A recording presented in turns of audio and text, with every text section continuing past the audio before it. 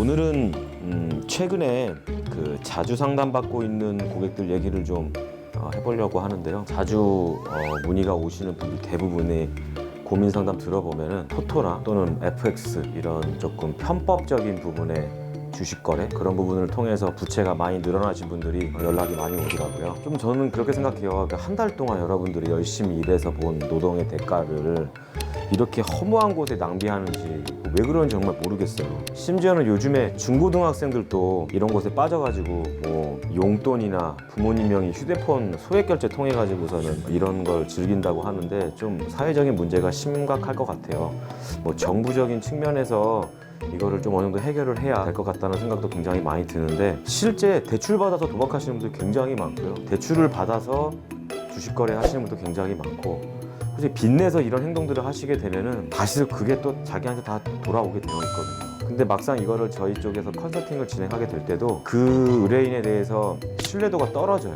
뭐 예를 들면은 한 2년 동안 내내 토토도 하고 FX도 하고 뭐 이렇게 사행성 도박이나 사행성 주식 관련된 놀이를 하시다가 저 만나서 당장 저 앞에 앉아서 저 다시는 안 할 겁니다 라고 얘기하는 걸 어떻게 믿어야 할지도 모르겠고, 그런 분들 이제 통장 내역 같은 거 확인해 보면은 불과 어제까지 했는데 지금 당장 안 하겠습니다 믿을 수가 없잖아요. 그러다 보니까 간소했던 서류들이 자꾸 좀 복잡해지고 서류들 자체가 일반인들이 보기에는 무서워지는 서류가 많이 써지게 되더라고요. 그래서 좀 당부하고 싶은 얘기가 그거예요. 여러분들이 그 열심히 노동의 대가로 한 달 동안 번 돈 너무 허투루 쓰지 마시고 잘 규모 있게 생활을 하셨으면 좋겠다는 생각을 하고 있는 거예요. 최근에 저희 회사를 통해서 이 컨설팅 의뢰를 하시는 분들 10명 중에 절반 이상 되는 분들이 겉으로는 드러나진 않지만 실제 이제 금융거래하는 내용을 눈으로 제가 서류상으로 확인하다 보면 대부분이에요. 대부분. 토, FX, 뭐 주식, 코인 등등등.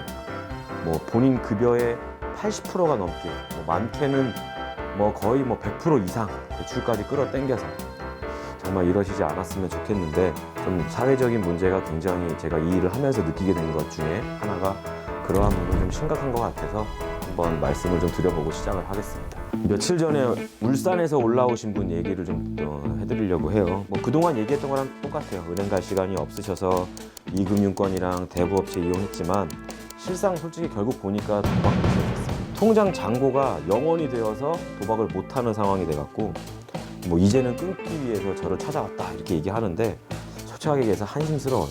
나이도 뭐 30대 초중반쯤 되시는 분인데 여러 가지 방식으로 그런 돈을 소모할 수가 있는데 너무 생산성 없는 일에 그렇게 힘들어 하시더라고요. 일단은 제가 이분한테 제안해드린 솔루션이 얼마나 잘 이행이 되는지 모르겠지만 뭐 솔직히 의뢰인 본인 스스로의 다짐만으로 이 솔루션이 100% 진행이 된다는 걸 보기가 어려워요. 그래서 뭐 여러 가지 법적인 서류들을 작성한 다음에 계약을 마무리 짓긴 했었지만 제가 간단하게 이분의 스펙을 좀 설명을 해드릴게요. 88년생 남자분이셨고요. 연봉은 한 4,600쯤 됐었고, 근데 연봉이 4,600쯤 되면은 특이점이 있어요. 정부 지원 상품을 진행하기가 조금 힘들어요. 왜냐면 정부 지원 상품의 기준이 연봉이 4,500만 원 미만이신 분들이기 때문에 좀 그런 부분이 어려워서 좀 참고를 하시면 좋을 것 같아요. 다른 분들도. 회사는 울산에 있는 그 플랜트 회사였었어요. 외관법인의 중소기업이었는데 굉장히 좀 규모가 있긴 하더라고요. 대출 내역들이 특히나 건수가 엄청 많았었어요. 실제 대출 총 금액은 그렇게 많진 않았었는데 건수가 여러 건이었어요. 뭐 예를 들면 카드 현금 서비스, 카드론, 카카오뱅크, 대부업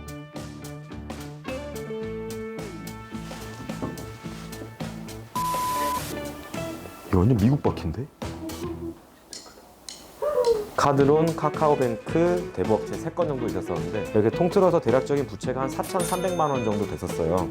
근데 아마 제가 제안한 솔루션이 이분한테 잘 먹혔다면 A은행에서 한 2천만 원 정도의 5에서 7%대의 금리로 나올 것 같았고, 그다음에 B은행에서 1,000만 원에 한 8에서 10% 정도, 그다음에 이금융권에서 한 2천만 원 정도가 금리는 좀 높을 거예요. 이거는 13%에서 18%대 요 정도로 해서 정리될 거라고 예상을 하고는 있거든요. 근데 이분이 제가 제안해드린 솔루션 잘 따라올지는 아직은 의문이에요. 왜냐면 현재 그동안은 제가 다 종료가 된 고객들을, 의뢰인들을 설명을 해드렸었는데 이분은 이제 현재 진행 중인 고객을 제가 말씀을 드린 거기 때문에 참고해서 들으시면 될 것 같고, 제가 또 차후에 이분한테 제안했던 솔루션대로 끝났는지 마무리가 됐는지는 그때 다시 한번 설명해 드리겠습니다. 고금리의 채무 때문에 골머리를 썩히지 마시고 언제든지 연락 주시면 친절한 상담으로 도움 드리도록 하겠습니다.